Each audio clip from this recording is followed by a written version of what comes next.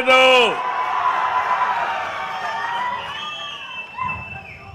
అదే మరి అప్పట్లోనే వెలుగు తీసుకొచ్చాను. పేదరిక నిర్మూలన కోసం వెలుగు తీసుకొచ్చాను. డాక్రా సంఘాలే కాదు, సాగునీటి సంఘాలు తీసుకొచ్చాం, స్వయం సహకార సంఘాలను తీసుకొచ్చాం. ఇలాంటి అనేక కార్యక్రమాలు తీసుకొని మనం ముందుకు పోయాం. ఈరోజు మీరు చూస్తే ఈ యొక్క 30 సంవత్సరాల్లో మనం ఏవైతే చేశామో విభజన జరిగిన తర్వాత కొన్ని కష్టాలు వచ్చాయి. 2014లో 2 రాష్ట్రాలుగా విడిపోవడం, మనకు ఆదాయం తగ్గడం. మళ్ళీ నేను ఆలోచించాను, నన్ను మీరు నమ్ముకున్నారు, పార్టీని మీరు నమ్ముకున్నారు, ఇన్ని సంవత్సరాలు గౌరవించారు, తిరిగి మీ రుణం తీర్చుకోవాలని 14-19లో దేశంలో ఎక్కడా జరగని అభివృద్ధి మన రాష్ట్రంలో చేశాం. అయితే 19లో మనం ఓడిపోయిన తర్వాత ఈరోజు 10 లక్షల కోట్ల రూపాయల అప్పులు, ఇంకో పక్క అభివృద్ధి మొత్తం ఆగిపోయింది, విధ్వంసం జరిగింది. కానీ నేను భయపడలేదు. మీరు భయపడ్డారు, కొంతమందిని భయపెట్టారు, మిమ్మల్ని కూడా భయపెట్టారు. నేను అడుగుతున్నా, 5 ఏళ్లు ఇండ్లలో కూర్చొని కనీసం నవ్వు ముఖం లేకుండా బాధపడ్డా, అవునా కాదా అని మిమ్మల్ని అడుగుతున్నా.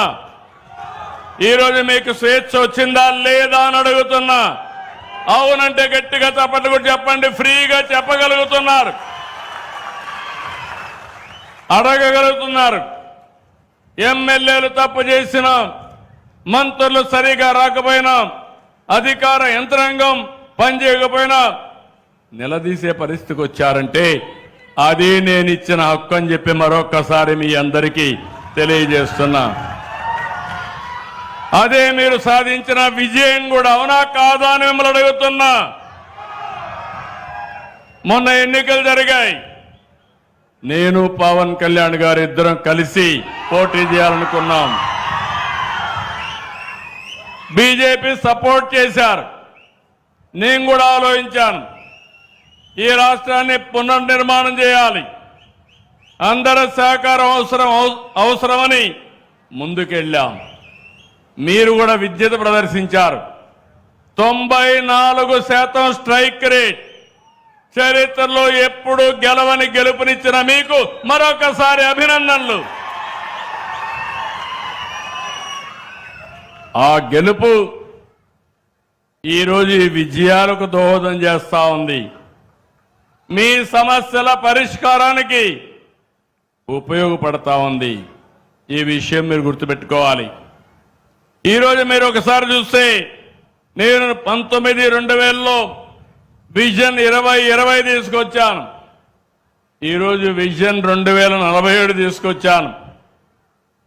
స్వర్ణాంధ్రప్రదేశ్ కోసం 2047కి నేను ఒకటే ఆలోచిస్తున్నాను. చాలా మంది మీరు అనిపిస్తుంది, ఆ రోజు నేను చెప్తే మీరు నమ్మలా, 30 ఏళ్ళు అయిపోయింది.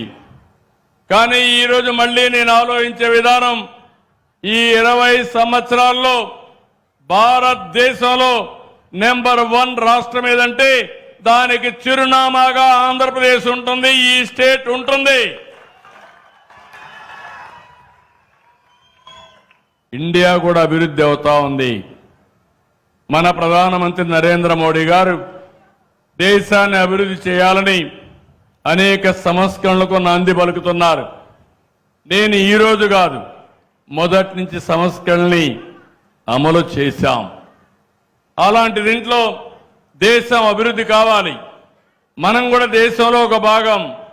అలాంటి దేశం అభివృద్ధి అయినప్పుడు ఆ దేశ అభివృద్ధిలో కీలక పాత్ర మనం పోషించాల్సిన అవసరం ఉంది. ఈ విషయంలో మళ్ళీ మిమ్మల్ని అందరినీ అభినందిస్తున్నా. తెలుగుదేశం పార్టీకి అధికారం కట్టబెట్టారు. కొంతమంది అధికారం ఇస్తే సొంత పనుల కోసం ఉపయోగించుకున్నారు. కానీ తెలుగుదేశం పార్టీ మాత్రం ఎప్పుడూ ప్రజల కోసమే అధికారాన్ని ఉపయోగించాం తప్ప వేరే విషయం కాదని చెప్పి నేను మీకు తెలియజేస్తున్నా. ఆ రోజు ఎన్టీ రామారావు గారు ముఖ్యమంత్రిగా ఉంటే నేషనల్ ఫ్రంట్ ఏర్పాటు చేశాడు.